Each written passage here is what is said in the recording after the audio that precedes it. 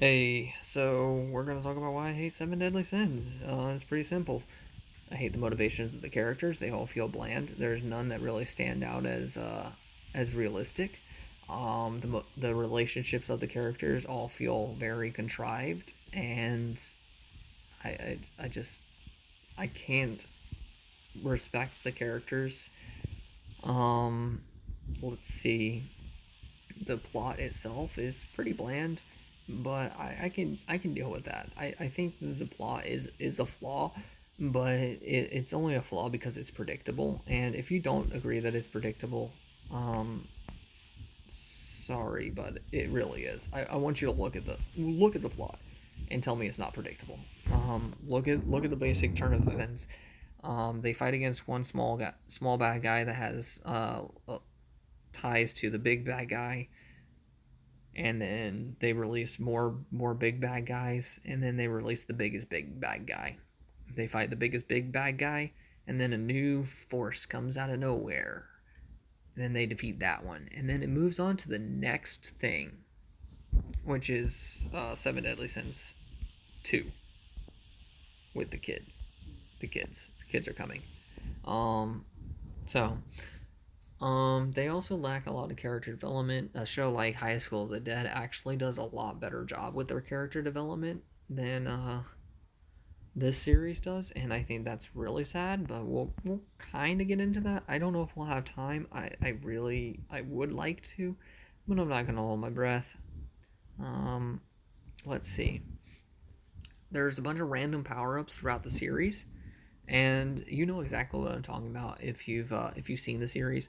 Like, there's no reason why Meliodas should be getting exponentially stronger every time he gets like beat. He's not a Saiyan. He shouldn't be getting a Zenkai boost. It doesn't make sense.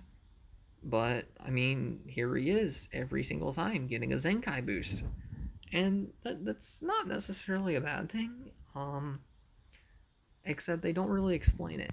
They just go, "Oh no, he had a seal. How many seals does he have?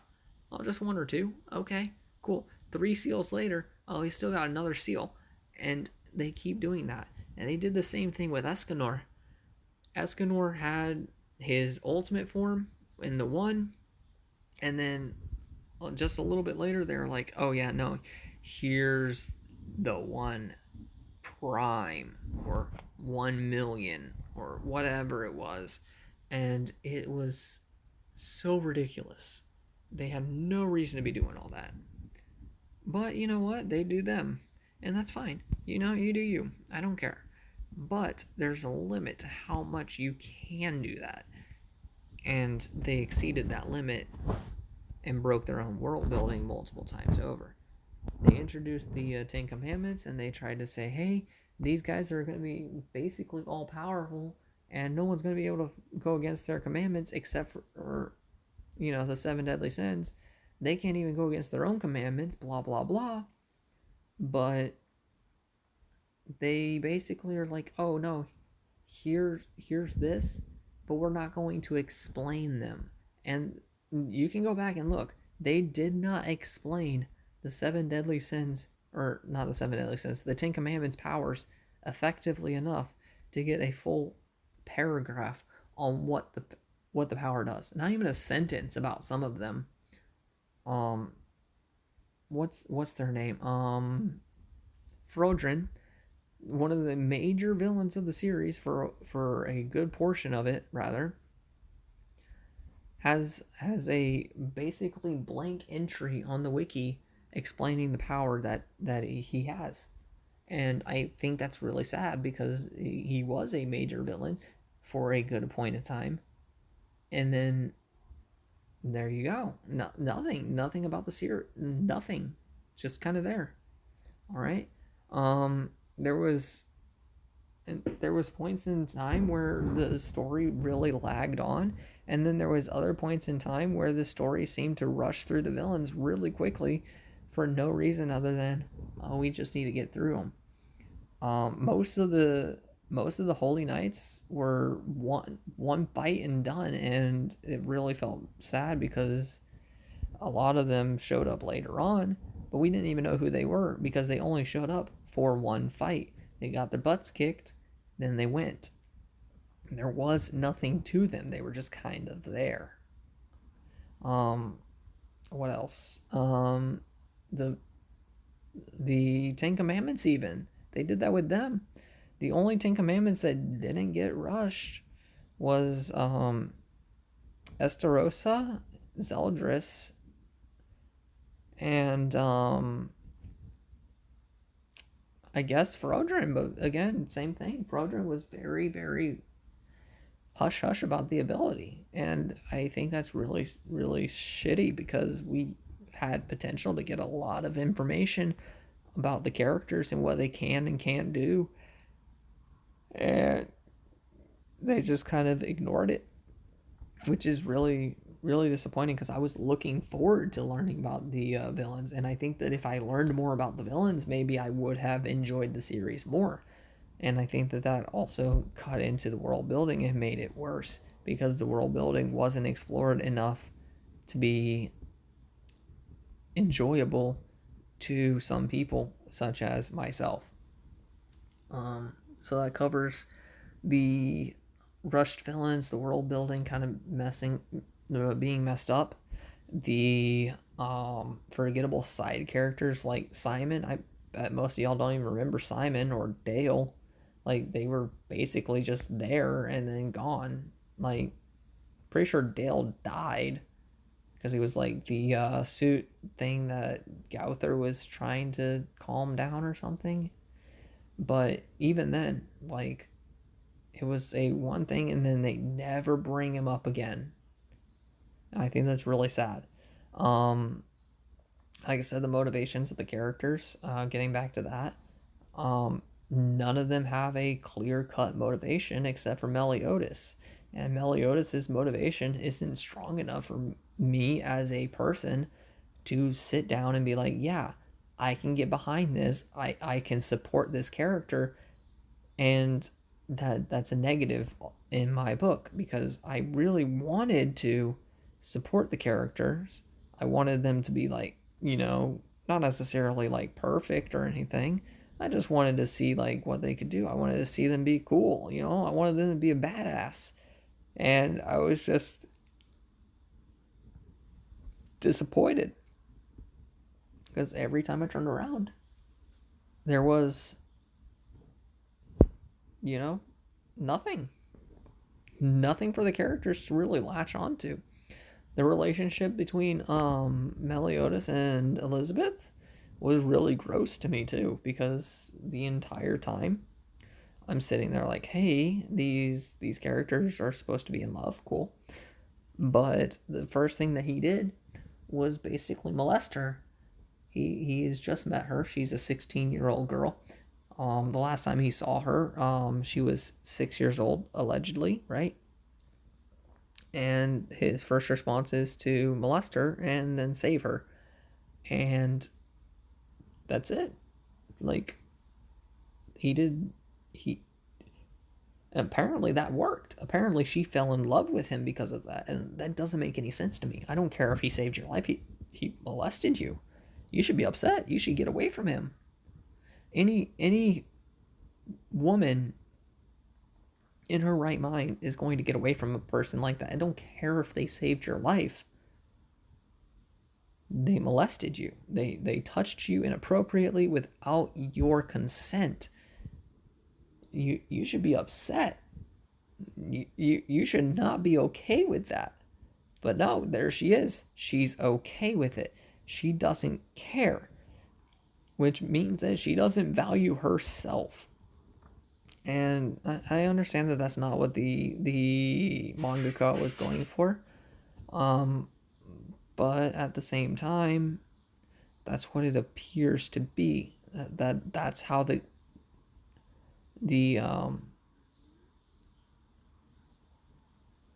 turn of events plays out in my mind is that she doesn't care about herself enough to say no. Let's see. Bon and Elaine. Elaine looks like a little girl. She's pregnant at the end of the series. Spoiler. Don't care. And he's going around kissing her and all this and that. And I get that she's older than she appears. but she still looks like a child.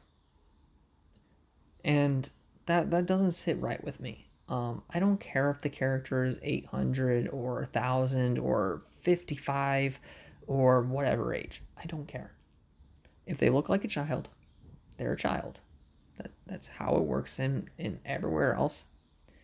And it's fine. I understand. Like, there's always going to be, those neckbeards that like that kind of thing. So you got to pander. But it's gross to me. And the fact is that Elaine is related to King, right? They're brother sister. If King is able to go into an adult form, why can't Elaine go into an adult form? I mean, wouldn't that make more sense? Shouldn't she go into an adult form if she's going to be in a relationship with an adult? I don't understand. And moving on to King and Diane. Diane had a crush on Meliodas when they first introduced her, and that was fine, I guess. It's a little weird, but they do them. I don't care. The fact of the matter is, they met when she was a child. She was like 5 years old. Now, I don't recall how old King was, but he looked about the same age as he does at the current time in the series, right? So that tells me that he is an adult, or close to, trying to get into a relationship with a 5-year-old or equivalent. And I get that she's an adult at this point in time, but she still has the mentality of a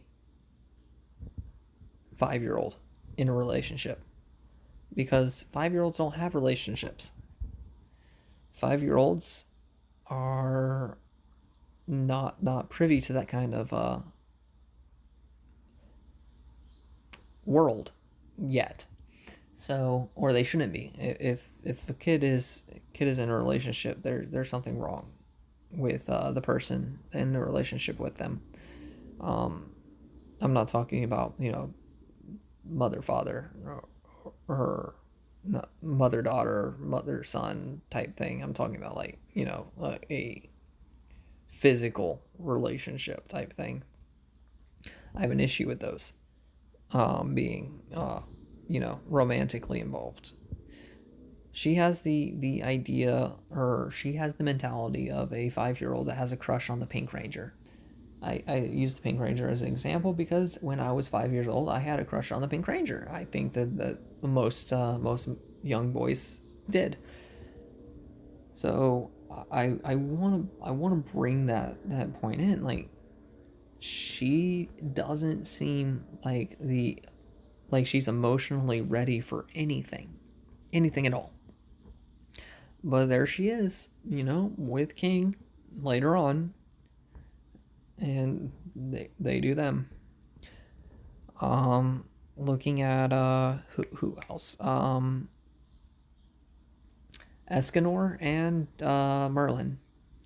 They did not have a real relationship, regardless of how people want to look at it. If you think that they did have a real relationship, I want to break this down for you. He had a thing for her. She ignored him. She ignored him so hard for the entirety of his life. He died or he was dying when she finally gave him a kiss.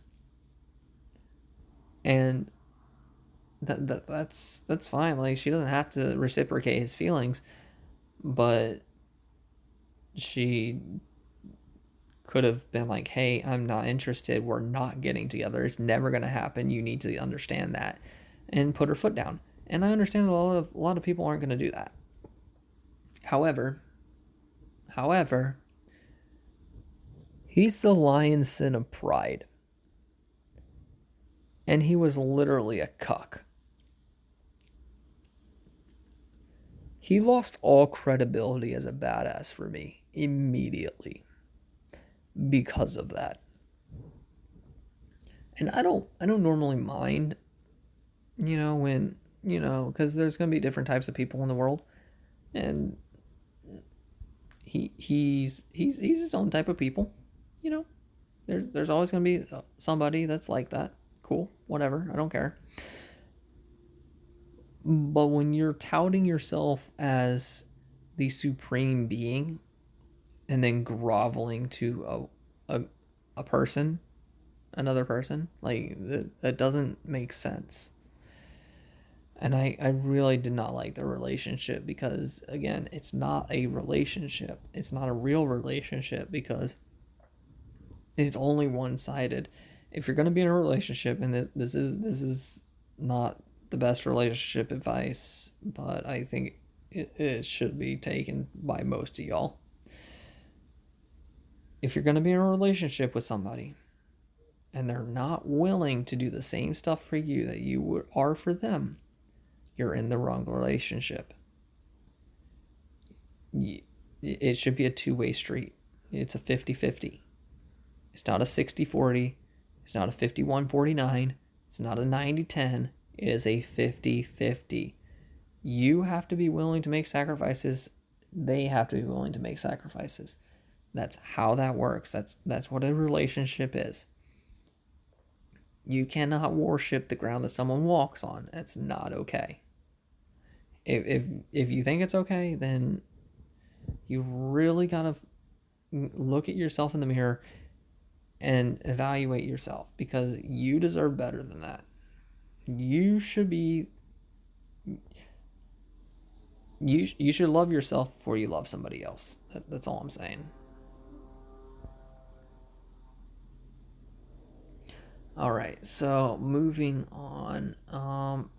Random power ups. Oof. I think that that one's pretty self obvious. We had a lot of power ups and stuff in the series, like where the character was at their max, right, or said to be at their max. Meliodas was said to be at his max multiple times. Bond was at his max until he went to purgatory multiple times. Um, King was at his max multiple times. So was Escanor. Escanor was at his max like four times, and every single time they were like, "Hey, nope, here we go. He's stronger now because we need him to be." I feel like the mangaka wrote himself into a corner and didn't have a way out, so he introduced a new form. And there's nothing really wrong with that, but at the same time, it's completely overshadowed every single time you look at it. Like, there's a lot. Like, we were supposed to be hyped for Escanor to be in his the one form. It's supposed to be the strongest version of, him, and then he gets into a stronger form. And then he uses all the energy that he had in the divine axe, right? And then they get rid of it. Like, it's nothing, it's like, this doesn't make sense. Why? Why is it that he's just gonna like have all the power stored again? Like, they said it took him years to store the power of the original the first time that he used it all, and he just automatically has it again. There's a lot of plot holes and inconsistencies in the story, and they're pretty obvious even if you do like the story. And I get it, but I think that's enough of the negative. So we're going to talk about what they did right. Visually, the characters are stunning. I don't like the art, and I will be very vocal about that. I do not care for the art in the series. But at the end of the day, the characters still stand out. They do what they're supposed to do. The main characters especially stand out. The rest of the characters not nearly as much. However, they are visually out there. They're not like, hey, here's this, and they don't do anything. So we have that to look at. but like as characters, they're very bland and boring, unfortunately. I said I was gonna be done with the negative. I'm sorry. It's hard for me. The world itself is gorgeous. I think that they did a fantastic job with the layout of the map. I think that it's a believable map. We don't have a lot of countries to go off of yet, but in the next series we should get more. And I will be reading it to see if the story improves. But like we did get left on a cliffhanger with the main characters. Sons and daughters and whatnot, you know. So we have those at least. We don't know exactly when we're going to be getting more stuff on it.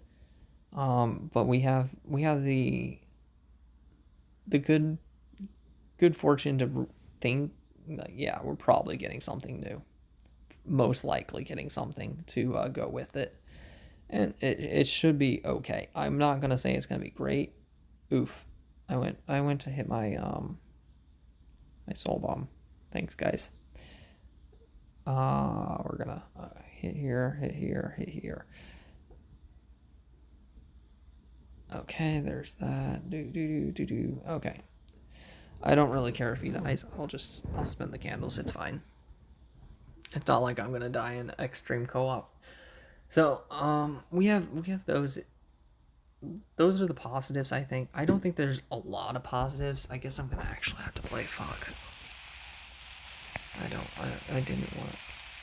Okay. Um, we do. I don't think there's a lot of positives, but that's just me. Um, I know that a lot of people are gonna disagree with my assessment of that, and that's fine. You should disagree. You should have your own opinion. There's nothing wrong with having your own opinion. I think it's great. However, you're not gonna tell me my opinion's wrong, because then I'm gonna tell you yours is wrong, and that's not good for any of us. Right, I think that's everything. Yeah. Okay, cool. Let's see. What else? What else?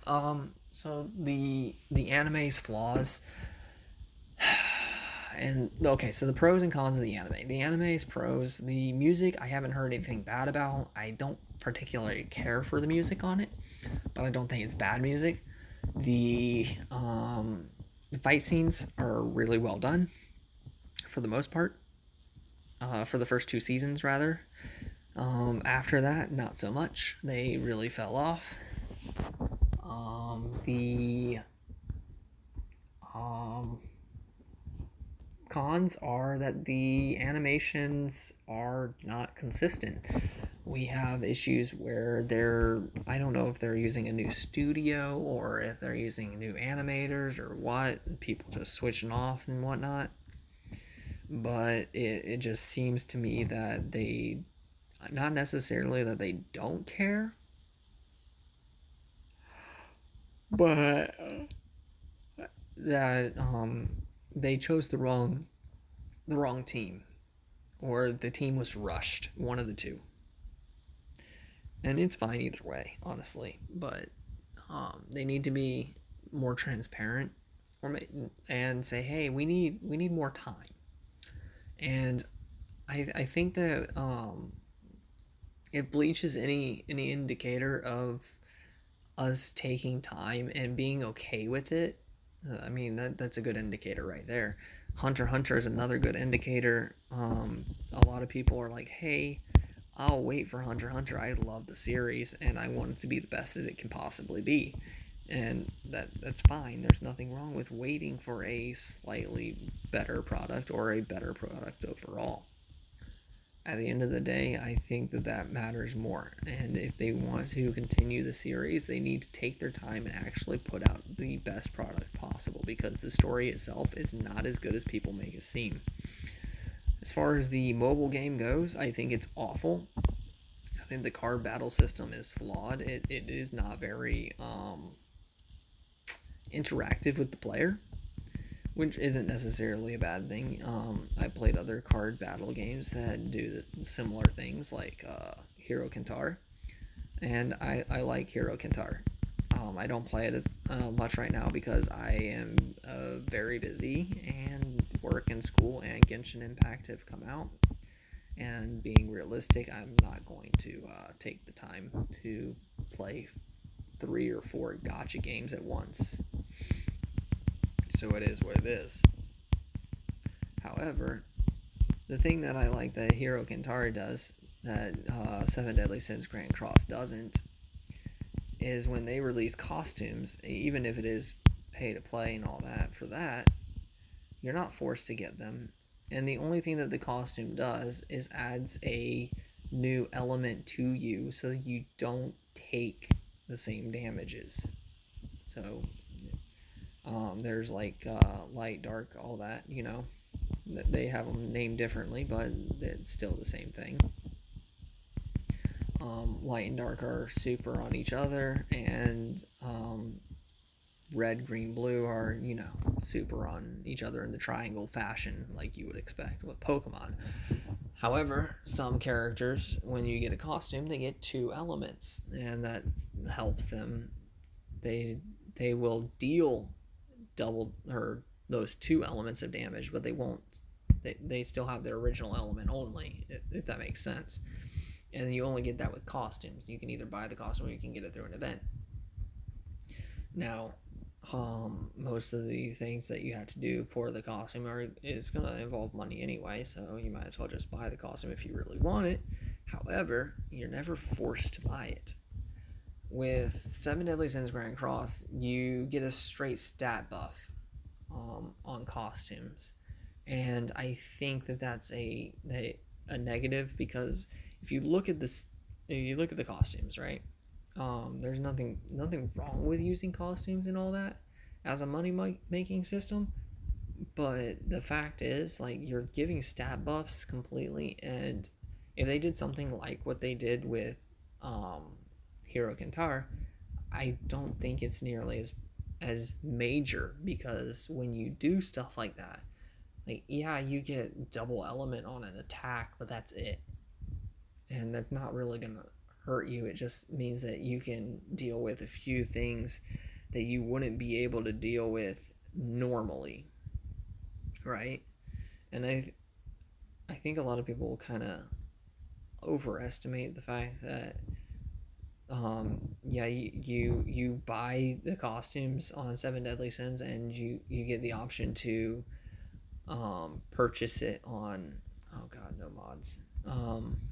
You get the option to purchase it through in-game currencies a week later, but that's a whole week where the players, both player or pay-to-play players, are going to have a huge advantage over the free-to-play players, and I think that that's a huge detriment to the game's longevity, as well as the fact that you are forced essentially to pick up certain characters in order to progress in the story. It is a more PvP focused game, and that much is true. However, not everybody wants to play PvP. Some people just want to play through the story. Some people enjoy the story. And there's nothing wrong with enjoying the story. You should enjoy the story. You should be able to play it and get through it with, whatever characters you want. If I want to play Bleach Brave Souls and I want to use Sun for everything, I fucking can, except for Senkaimon. And that's perfectly fine. I can run through Extreme Co-op with Sun and be completely fine. I can run through Inheritance Zone and Extreme Droplet Zones with Sun and be completely fine. If you're playing on, I can do any story mission on this game with Sun and be completely fine. On Genshin Impact, I can play with any characters that I want and be completely fine. I may have some struggles with some of the other things later on. However, I can still clear everything in the game just by leveling up the characters that you're given for free. You are not forced to summon. You are not forced to pay money. And that's another thing that I liked. Same thing with Hero Kentaro. You're given a few characters. Yeah, you're going to summon, but they do give you the They give you a few things that you can do on the game, and as long as you get like a couple characters, you can pretty much clear the game with those characters. You also get free summons every day. Now with Seven Deadly Sins, you are forced essentially to pick up a certain character to play through the story. You cannot progress past a certain point unless you vastly overlevel characters, or you get those specific characters and you level them up. But the problem with the game is you are forced into leveling one or two characters at a time instead of multiples. And that may not sound like a big deal, but then when you realize that you're forced to pick up the same characters as everybody else, it's a really disheartening experience. And it was for me, and that's why I dropped the game. I enjoy a lot of games, and I'll play any game, regardless of whether or not I like the series. I'll give the game a chance.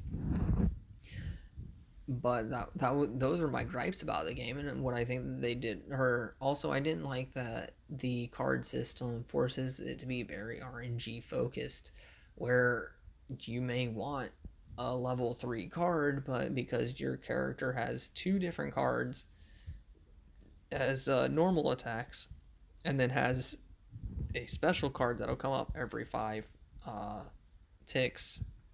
It makes more sense when you actually play the game. What I mean by ticks, you'll understand. But you may not get the card that you need, and then you can't swap out cards. You can't do anything with them. With Hero Kentaro, you only get the one character card. All right, each character only has one card, and then you combine those cards to make the next level. And after you get to the next level, you get into the next level, and so on and so forth.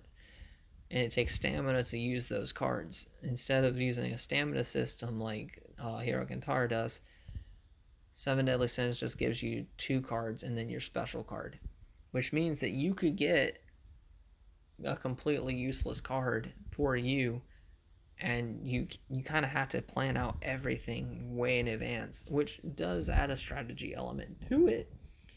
But then you also have some characters where one attack is completely useless and the other one is good. You're also forced to get dupes of certain characters, and you may not be able to afford to summon for dupes of certain characters, which sucks. Um, I think that's the things that I did like about the game though. I think that they did a good job on the graphics. I didn't really care for the playstyle. I didn't care for the runaround thing, but I did like how the models of the characters that I obtained looked. They weren't quite as clean as these, I don't think. Um, I'm a huge fan of the BBS models personally, so that's a little biased. Um, but I do think that they did a good job with the Seven Deadly Sins ones. I did not like the special animations for any of the characters. They all were super. Like the first time you see it, it's cool, but then every other time you're just like, I don't ever want to see this again. And the summon animation is really long. Um, the colorblind feature though is something that I really appreciate with the game. I think that was probably the smartest move that they could have done, and I really appreciate that they did decide to do so or add such a feature with this game, because